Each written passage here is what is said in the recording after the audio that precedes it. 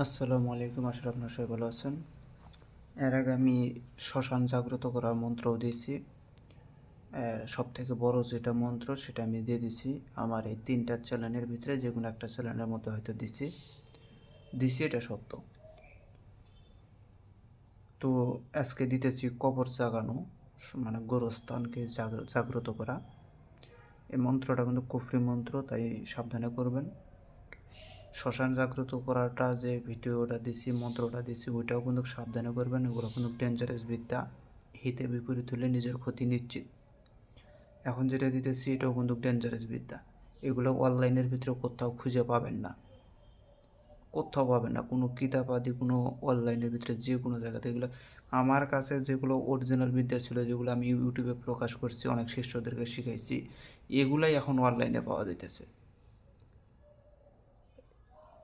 অনলাইনে যেগুলো আমি যেহেতু দিই, আবার যেগুলো পার্সোনালভাবে শিষ্যদেরকে শিখাই, এই শিষ্যরা আবার এক একজনের ইউটিউব চ্যানেল আছে, এক একজন নানান কবিরাজের সাথে চলাফেরা করে, ওই সবকে দিতে দিতে দিতে দিতে ধীরে ধীরে এগুলো এখন অনলাইনেও চলে আসে পড়ছে।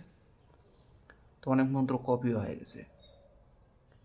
আমি অনেক গোপন বিষয়, গোপন মন্ত্র যেগুলো এই শিষ্যদেরকে শিখেছি, এই শিষ্যরা নিয়ে যা ছড়াইয়া দিছে সব জায়গায়। নয়তো বা কিন্তু আমার জিনিস কখনো অনলাইনে আসে না। আমি নিজের থেকে অনলাইনে দেবো, সেগুলোই একমাত্র পাবেন। আবার অনেক জিনিস আছে কি, যেমন ধরেন শিষ্যদেরকে শিখাইলাম, ওগুলো অনলাইনে প্রকাশ করি নাই। আরেক তারাই আমার কতগুলো শিষ্য আছে, হেরাই মনে করেন যে আবার ওই অনলাইনে ইউটিউবের ভিতরে আমার বিদ্যাগুলো দিয়ে দেয়, দিয়ে দেওয়ার পরে হ্যাঁ, এখন আমার বিদ্যা তো দিয়ে দিছে আমার ইউটিউব চ্যানেলে, তার আমি ওই বিদ্যা দিই নেই, অথচ কিন্তু বিদ্যা ওইটা আমারই। এরকম করে অনেক জিনিস প্রকাশ পাইছে।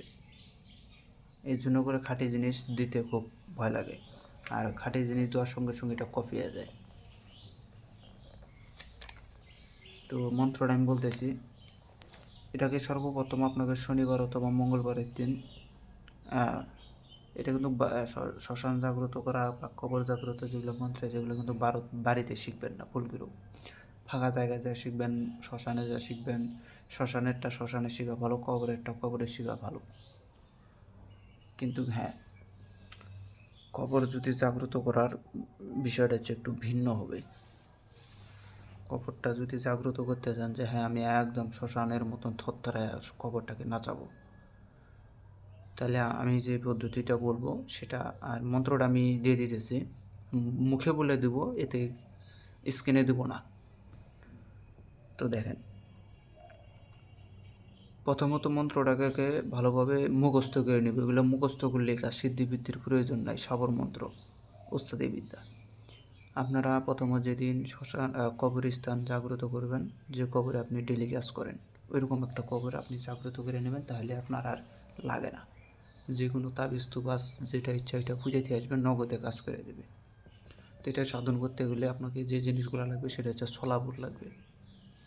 ছোলা বুট, চাল ভাজা, মাছ ভাজা, একটু না মদ, এগুলা নিয়ে আপনারা হচ্ছে কলা পাতার উপরে নিয়ে শ্মশানে চলে যাবেন।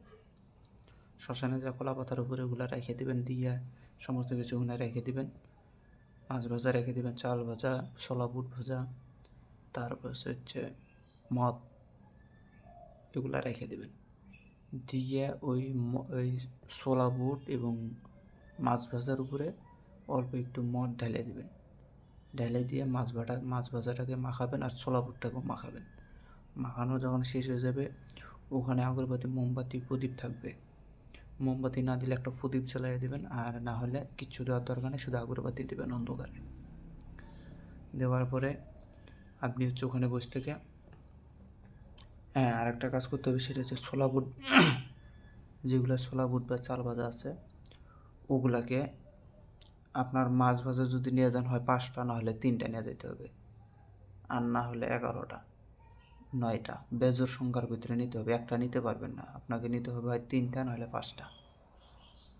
যেমন আমি যেভাবে বসছি এখানে, আপনি এরকম করে আপনিও বসবেন, পশ্চিম দিকে মুখ করে বসবেন, নাহলে দক্ষিণ দিকে, নাহলে উত্তর দিকে। 3 দিক থেকে একদিকে বসলে হলে সব থেকে ভালো দক্ষিণ দিকে, যেহেতু তামসিক। তো বসার পরে আপনার সম্মুখে একটা হচ্ছে প্রদীপ থাকবে, আর একটা হচ্ছে মাছ ভাজা থাকবে, আর অল্প পরিমাণে একটু ছোলা বুট থাকবে। পিছনেও একইভাবে একটা মাছ ভাজা, ছোলা বুট, প্রদীপ দেওয়ার দরকার নেই, প্রদীপ শুধু সামনে থাকবে আর ডাইনে বামে এই চারিদিকে 4টা দিয়ে দিবেন। আর বাকি যে একটা থাকে ওইটা আপনি মাঝখানেও দিতে পারেন অথবা সামনে 2টা দিতে পারেন, কিন্তু 5টাই লাগবে, এটা মনে রাখবেন। দেওয়ার পরে বাদ বাকি যে ছোলা বুটগুলো আছে এই ছোলা বুটগুলো চারিদিক দিয়ে গুরুস্থানের চারিদিক দিয়ে খালি ছিটাবেন, ওই মদ মাখায় নিয়ে পরে ছিটাবেন। এটা কিন্তু সাবধানে সহিত করতে হবে, হিতে বিপরীত হলে নিজের ক্ষতি নিশ্চিত। এখানে কিন্তু 1-2টা রুহ না বা 1-2টা জিন না, হ্যাঁ এখানে আমার অসংখ্য জিন। একটা জিনের সাথেই আপনি পারবেন না, আর ওখানে গেছেন তাদের আড্ডার ভিতরে যা ঢুকিয়া তাদেরকে গোলাম বানানোর চেষ্টা, তাহলে বুঝেন কত বড় তাপ ব্যাপার ওখানে। এটা সাহসী ব্যক্তি, হিম্মতওয়ালা ব্যক্তি ছাড়া কেউ পারবে না। এটা করার পরে ওখানে বসে থেকে আপনি খালি কিছুক্ষণের জন্য মন্ত্রটা জপ করেন, কিছুক্ষণ, বেশিক্ষণ না, সর্বোচ্চ 41 বার, 41 বার জপ করবেন। আর যদি দেখতেছেন 41 বার যদি অনেক গুরুস্থান আছে যেগুলা নর্মাল, সেই সব গুরুস্থানে 108 বার পর্যন্ত জপ করতে হবে। আর যেগুলো অরিজিনালি জাগ্রত আছে এগুলোর মধ্যে 41 বার জপ করলে হুমদুরি উঠে যাবে। 41 বার যখন জপ করবেন তখন দেখবেন যে খেলা।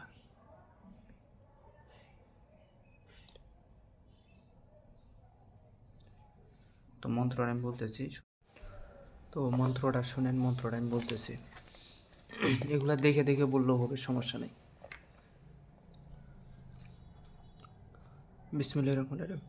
বিসমিল্লাহ শুরু নবী মোহাম্মদ আমার গুরু আহাদ আহমদ মোহাম্মদ নূর নূর নবী যে আল্লাহর জান আল্লাহর হুকুমে এই কবরবাসী জিন্দা করে আমার সামনে আন। আমার চারদিকে 4 ইমাম, মধ্যে মাওলা আলে সাক্ষী থাক আল্লাহর 4 ফেরেশতা। আমার বাক্য না যায় খালি, দোহাই আল্লাহর বাক্যের কুরআন। যাক যাক যাক কবরবাসী রুহ যাক, জিনপুরি শয়তান যাক, আমি যে কাজে লাগাই তোরে সেই কাজেই লাগ।